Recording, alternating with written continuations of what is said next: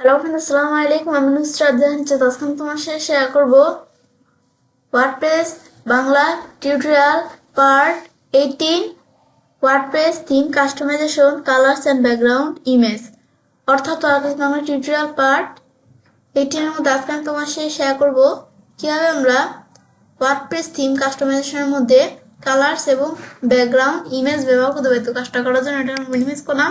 ব্যাস করার পরে এখন যে আমরা কাজটা করব, সেই ক্ষেত্রে এখন আমাদের কাজটা করার জন্য আমরা এখন আজকে তো আমি তোমাদের সাথে বলছি পার্ট 18 এর মধ্যে এই বিষয়ে শেয়ার করব। তাছাড়াও কিন্তু আমার চ্যানেলে এই পার্ট 1 থেকে শুরু করে আমার চ্যানেলে কিন্তু একবারে আমাদের যে পার্ট 17 পর্যন্ত কিন্তু আমার চ্যানেলে এই ওয়ার্ডপ্রেসে বিভিন্ন বিষয়ের উপর আলাদা আলাদা ভিডিও দেওয়া আছে। তোমরা যদি আমার চ্যানেল থেকে সেই ভিডিওগুলো দেখো তাহলে তোমরা এই ওয়ার্ডপ্রেস সম্বন্ধে পুরোপুরি ডিটেলস ভাবে জানতে পারবে।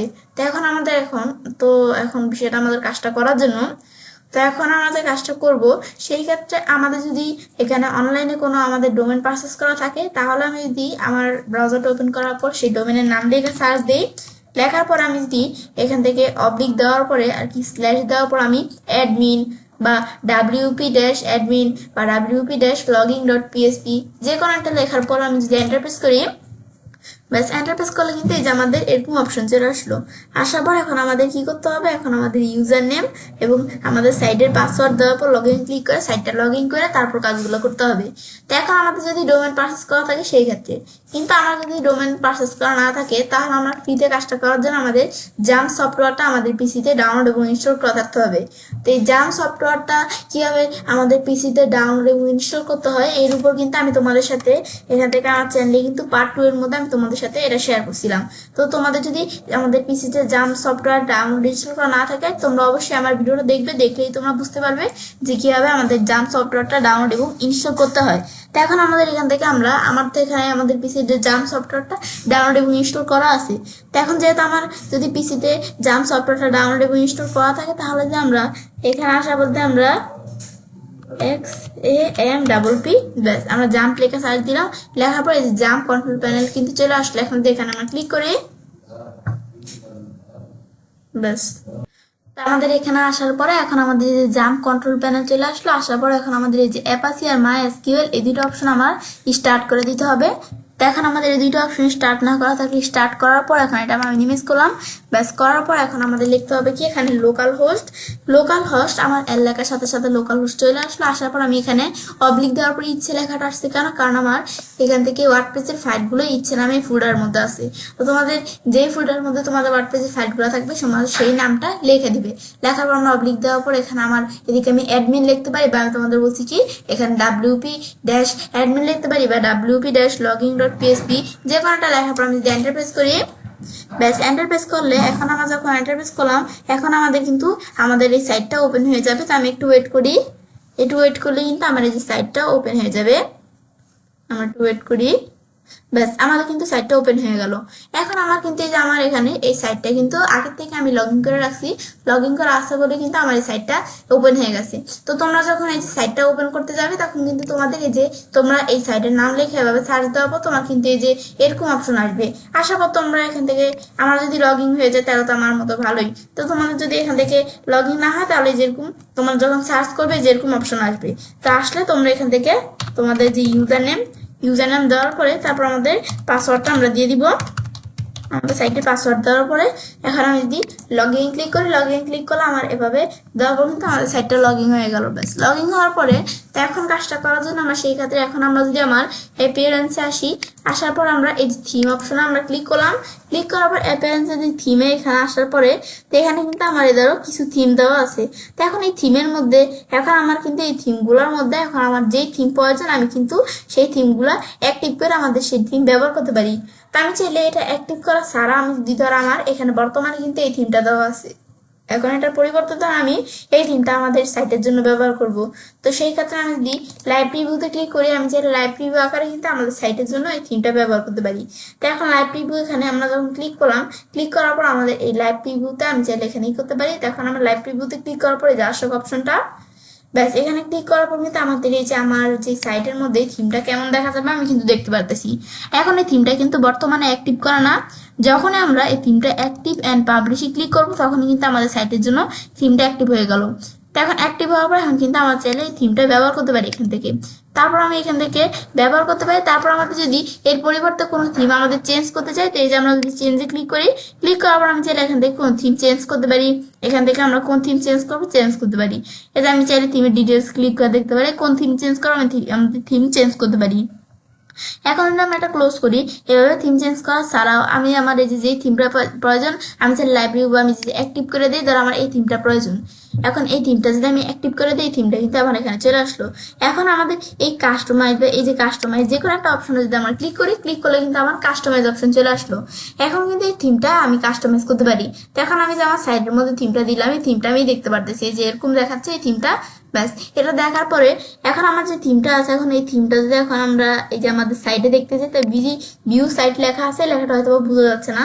তো এটার উপর মাউস বাটনে ক্লিক করার পর নতুন ট্যাবে আমি ধরো আমাদের সাইটটা ওপেন করলাম। ওপেন করার পর সাইটটা কিন্তু আমাদের যে সাইটটা এটা কিন্তু আমরা দেখতে পারতেছি। এখন নিচ দিকে আসলে আমাদের সাইটটা আমরা এভাবে কিন্তু দেখতে পারতেছি। এখন যদি আমরা এখানে আসার পর, তো আজকে বলছি তোমাদের সাথে আমি কোন বিষয়টা শেয়ার করব, আমাদের যে এই যে এখানে কালার্স এবং ব্যাকগ্রাউন্ড ইমেজের বিষয়টা। এখন আমাদের কিন্তু অনেক থিমের মধ্যে কিন্তু আমাদের বিভিন্ন অপশন থাকে না। তো এখন আমাদের ধরো আমরা এই থিমের মধ্যে ধরো আমাদের এই যে কালার্স আর ব্যাকগ্রাউন্ড ইমেজ আছে, কিন্তু আমি যদি অন্য থিম ব্যবহার করলে যে আমার এই যে সেম অপশন থাকবে এমনটা কিন্তু অন্য থিম ব্যবহার করলে অপশন হয়তো বা চেঞ্জ হইতে পারে, হয়তো বা এই থিমের মধ্যে এমন অপশন নাই যে আমাদের আমাদের অন্য একটা থিমের মধ্যে আছে যেটা। তো এখন আমাদের এরকম আমাদের কিন্তু হয়। তো এখন ধর আমি এই যে আমাদের এই থিমটা আমরা নিলাম, নেওয়ার পর আমি তো এখান থেকে থিম চেঞ্জ করতে পারি। তারপর আমরা এই বিষয়গুলো করতে পারি থিমের থেকে। তারপরে যে কাস্টম হোম পেজ, তারপরে যে আমাদের এখান থেকে এই যে সাইট আইডেন্টি, তারপরে এই বিষয়গুলো আমরা কিভাবে করতে হয় এর উপর কিন্তু ভিডিও আমার চ্যানেলে দেওয়া আছে। তো এখন তারপরে যে আমি যদি নিচ দিকে আসার পরে এই যে আমার এখানে দেওয়া আছে কি যে কালার্স আর ব্যাকগ্রাউন্ড ইমেজ। আমি প্রথমে কালার্স এখানে ক্লিক করলাম। ক্লিক করার পর আমার যেই এই যে ইটা আছে আমার এখান থেকে যে সাইডটা আছে, এখন এটা আমাদের ব্যাকগ্রাউন্ড কালার আমি কেমন রাখবো। তো বর্তমানে কিন্তু ব্যাকগ্রাউন্ড কালার এমন দেওয়া আছে বলে কিন্তু এখানে কিন্তু এভাবে ব্যাকগ্রাউন্ড কালারটা এরকম শো করতেছে। তো এখন যদি আমরা আমাদের অন্য কোনো ব্যাকগ্রাউন্ড কালার দিয়ে দিই, এই রেড কালার দিয়ে দিলাম এমন কালার শো করছে। আবার যদি আমি এরকম পিঙ্ক কালার যেরকম কারো পিঙ্ক কালার দিয়ে দিই, তা আমার কিন্তু ব্যাকগ্রাউন্ড কালার এই কালার শো করতেছে। আবার যদি আমি এখানে কালার চেঞ্জ করতে চাই, আমি চাইলে কালার চেঞ্জ করতে পারি। তো এখন ধর আমি এখানে একটা ব্যাকগ্রাউন্ড কালার দিই, ধর আমি এখান থেকে এই যে এরকম আমাদের একটা ব্যাকগ্রাউন্ড কালার দিলাম। তো একটু আমরা যদি ব্যাকগ্রাউন্ড কালার একটু হালকা করে দিই তাহলে আমাদের ভালো হয়। ব্যাস, এই যে আমার এখানে যে আমি ব্যাকগ্রাউন্ড কালারটা দিলাম, এখন এই ব্যাকগ্রাউন্ড কালারটা দেওয়ার পরে ব্যাকগ্রাউন্ড কালার কিন্তু আমাদের এই সাইটের মধ্যে চলে আসলো। ব্যাস, এটা যে চলে আসলো, এখন কিন্তু আমাদের সাইটের এখানে আসার পর যদি আমি রিলোড দিই, তাহলে কিন্তু আমার এই যে রিলোড দেওয়ার পরে এখন কিন্তু আমাদের ব্যাকগ্রাউন্ড কালারটা এখানে আসে নাই। কারণ কেন আমার এখানে ব্যাকগ্রাউন্ড কালারটা এখন আসে নাই, কারণ আমরা যেহেতু আমাদের এই ব্যাকগ্রাউন্ড কালারটা আসে নাই, কারণ আমরা এই যে দেখো ইমেজটা কিন্তু এই যে ইমেজের এতটুকু পরিবর্তে এখানে এইভাবে ব্যাকগ্রাউন্ড কালারটা দেখাচ্ছে, এটা আমার এখানে আসে নাই। কারণ আমরা যদি যখন আমরা এটা কিন্তু পাবলিশ করি না, এখন আমি যদি এটা পাবলিশ করি, ব্যাস পাবলিশ করে এটা আমরা সেভ করে ফেললাম। এখন যেটা আমরা রিলোড দিলে আমার এখানে যে ব্যাকগ্রাউন্ড কালার আমি দেখা দিচ্ছি আমার কিন্তু এই আমাদের এই যে এখানে আমাদের যে এখানে সাইট, এই সাইডের থিম কিন্তু এই যে এই কালার চলে আসলো। ব্যাস, এবার আমি চাইলে যে কালার এভাবে চেঞ্জ করতে পারি। এখন সাইডটা আমি এই কালার দেখতে পারতেছি। ব্যাস, এবার আমি চাইলে ব্যাকগ্রাউন্ড কালার চেঞ্জ করতে পারি। আবার এখানে আসার পর আমরা এই যে আমি কোন ব্যাকগ্রাউন্ড কালার দিব এভাবে দিতে পারি। ডিফল্ট দিলে ডিফল্ট যেমন আসছিল এটা আমাদের আবার সেট হয়ে যাবে আগের মতো। তারপর আমি ব্যাকে আসি, কালারের পরে তারপর আমাদের ব্যাকগ্রাউন্ড ইমেজ। আমি যদি আমাদের এই ব্যাকগ্রাউন্ড কালারের পরিবর্তে এই ব্যাকগ্রাউন্ডের মধ্যে কোনো ইমেজ দিতে চাই, তো এখন ব্যাকগ্রাউন্ড ইমেজ আসার পর আমি কোনো ইমেজ দিতে পারি। তো এখন এখানে ব্যাকগ্রাউন্ড ইমেজের মধ্যে সিলেক্ট ইমেজ আসলে তখন কিন্তু আমার এখানে বিভিন্ন ইমেজ দেওয়া আছে। তো এখান থেকে আমি কোনো ইমেজ প্রয়োজন হলে আমি চাইলে সিলেক্ট করতে পারি কোন ইমেজ। তো আমি এভাবে কোনো ইমেজ সিলেক্ট করা ছাড়া আমি যদি আপলোড করে নিতে চাই, মিডিয়া লাইব্রেরি থেকে ইমেজ আমরা দেখাইতে পারি। আমি যদি আপলোড করে নিতে চাই, আপলোড ফাইল আসার পর সিলেক্ট ফাইলে ক্লিক করে আমরা ব্যাস, আমরা যখন এখানে ক্লিক করলাম, ক্লিক করার পর কিন্তু আমাদের এই ধরো ফাইল এখানে কিন্তু আপলোড করার অপশন চলে আসছে। এখন এখান থেকে আমি কোন ব্যাকগ্রাউন্ড ইমেজ আপলোড করবো, ধরো আমি আমার এখানে আসার পর আমার তো এদিকে বিভিন্ন ব্যাকগ্রাউন্ড ইমেজ আছে। তখন আমি ধরো আমার এখানে আসার পর ধরো আমি এই ব্যাকগ্রাউন্ড ইমেজটা দেখা দেওয়ার পর ওপেন দিলাম। এখন দেওয়ার পর এখন আমরা এই ইমেজটাই যে এই বিষয়গুলো তোমরা চাইলে সেট করতে পারি ইমেজের মধ্যে। তারপর আমি যদি চোজ ইমেজ দিই, ইমেজটা কিন্তু আমি এখানে যে ইমেজটা দিলাম, এখন কিন্তু আমাদের এই যে এখানে কিন্তু এই ইমেজটা আমাদের কি চলে আসলে থিমের মধ্যে যে ইমেজটা চলে আসলো। এখন যদি ইমেজটা ভালো না লাগে আমি চাইলে রিমুভ করতে পারি। তারপর আমি চাইলে এটার পরিবর্তে আমি যদি অন্য কোনো ইমেজ দিতে চাই, তারপর আমি ওখান থেকে আমরা অন্য কোনো ইমেজ চাইলে দিতে পারি। ধর আমি এই ইমেজটা আমরা দিলাম, চোজ ইমেজ দিলাম, এইরকম ইমেজ চলে আসলো। আবার আমি যদি ইমেজ চেঞ্জ করতে চাই, চেঞ্জ ইমেজ আসার পর আমি চাইলে কোনো ইমেজ আমরা চেঞ্জও করতে পারি। ধর আমি আমার এখানে আসলাম, আসার পর আমি কোনো ইমেজ চেঞ্জ করে আমি এই ইমেজটা চেঞ্জ করে আমি অন্য কোনো ইমেজ দিব। আমি কি ইমেজ দিব আমরা এখান থেকে সেট করে দিতে পারি। ধর আমি আমার এখানে আসলাম, আসার পর আমি ধরো আমার এদিক থেকে আমরা কি ইমেজ দিয়ে দিলাম, ধরো আমি ধরো ব্যাকগ্রাউন্ড ইমেজ হিসেবে আমি ধরো আমার এই ইমেজটা দেখাই দিলাম, ওপেন দিলাম। ব্যাস ওপেন দেওয়ার পর এখন আমি চোজ ইমেজ দিলাম, ইমেজটা এখানে চলে আসলো। ব্যাস এখন আমি যে ইমেজটা এখানে দেখা দিলাম ব্যাকগ্রাউন্ড ইমেজ হিসেবে, এটা কিন্তু এখানে চলে আসলো। এখন এটা আমি রিমুভ করতে পারি, চেঞ্জ করতে পারি, কীভাবে এটা আমি দেখালামই। তারপর নিজ দিকে আসার পরে ইমেজটা এদের আমাদের এখান থেকে প্রিসেট এর মধ্যে ইমেজটা ডিফল্ট দেওয়া আছে, এখান থেকে আমি ফিল স্ক্রিন দিই, এদের ফিল স্ক্রিন হিসেবে কিন্তু আমাদের ইমেজটা এভাবে চলে আসলো ফিল স্ক্রিন হিসেবে। তারপর ডিফল্ট দিই, ডিফল্ট হিসেবে সেট হয়ে গেল। তারপর আমি যে আমাদের এখান থেকে ফিল স্ক্রিন ছাড়া ফিল টু এই যে স্ক্রিন এটা দেখা দিলে আমাদের এই যে ফিল টু স্ক্রিন এভাবে চলে আসলো, রিপিট দিলে এই দেখো রিপিট আকারে চলে আসলো। তারপর আমি কাস্টম দিলে এদের এরকম কাস্টম আমি নিজের মতো সেট করতে পারি। কাস্টমের মধ্যে আসলাম, এই যদি এটা দিই ইমেজটা কিন্তু যে এভাবে বরাবর শো করতেছে, এটা দিলে এভাবে, এটা দিলে এভাবে, আমি চাইলে রিপিট করতে পারি এখান থেকে। ইমেজ পজিশন, ইমেজটা কোন জায়গায় থাকবে। তারপর আমাদের ইমেজের সাইজ, ইমেজের সাইজ কিরকম থাকবে, ধরো যে অরিজিনাল নাকি ফিট টু স্ক্রিন, স্ক্রিনে কি ফিট হয়ে যাবে নাকি ফিল স্ক্রিন এভাবে দেখাই দিতে পারি। ইমেজ সাইজের মধ্যে রিপিট ব্যাকগ্রাউন্ড ইমেজ আমি যদি টিকমার উঠে দিই ব্যাকগ্রাউন্ড ইমেজটা কিন্তু থাকবে, আবার টিকমার উঠে দিলে চলে যাবে, আবার টিকমার দিলে চলে আসলো। স্ক্রল উইথ পেজ, তারপর এটা আমি যদি এখানে টিকমার উঠে দিই তো আমরা কিন্তু স্ক্রল করলে যেতে হবে আমাদের ব্যাকগ্রাউন্ড ইমেজটা কিন্তু পেজের সাথে স্ক্রল হচ্ছে। তারপর আবার যদি টিকমার দিয়ে দিই এদের এইভাবে কিন্তু ব্যাকগ্রাউন্ড ইমেজটা সেট হয়ে গেছে। ব্যাস আমি চাইলে ব্যাকগ্রাউন্ড ইমেজ কীরকম থাকবে আমি চাইলে এভাবে সেট করে দিতে পারি। ব্যাস আমি যেভাবে সেট করে দিচ্ছি ব্যাকগ্রাউন্ড ইমেজ কিন্তু এভাবেই সেট হয়ে গেছে। এই যে এরকম দিলে এরকম এরকম এরকম কীরকম থাকবে আমাদের ব্যাকগ্রাউন্ড ইমেজটা আমি এভাবে সেট করে দিলাম, সেটা কিন্তু সেট হয়ে গেল। আবার যেটা যেতে যে মাঝ বরাবর কিন্তু এই ইমেজটা থাকবে, এভাবে আমি এভাবে ইমেজ সেট করতে পারি। ব্যাস এখন আমরা যেভাবে দেখাই দিলাম, এখন যদি আমরা এটা পাবলিশ করি, ব্যাস পাবলিশ করার পর এখন যদি আমরা এটা রিলোড দিই, রিলোড দেওয়ার পর আমি যে ব্যাকগ্রাউন্ড ইমেজটা এখানে সেট করে দিলাম, এই ব্যাকগ্রাউন্ড ইমেজটা কিন্তু এখানে চলে আসলো। এখন যদি আমরা নিজ দিকে আসি, আসার পরে যে আমি যেভাবে ব্যাকগ্রাউন্ড ইমেজ দেখাই দিলাম এই যে নিজ দিকে আসলে এইরকম ভাবে কিন্তু আমার ব্যাকগ্রাউন্ড ইমেজটা সেট হয়ে গেল। এটা হচ্ছে মূলত আমাদের এই ব্যাকগ্রাউন্ড ইমেজ আর এই যে কালারের বিষয়টা কাজ করে।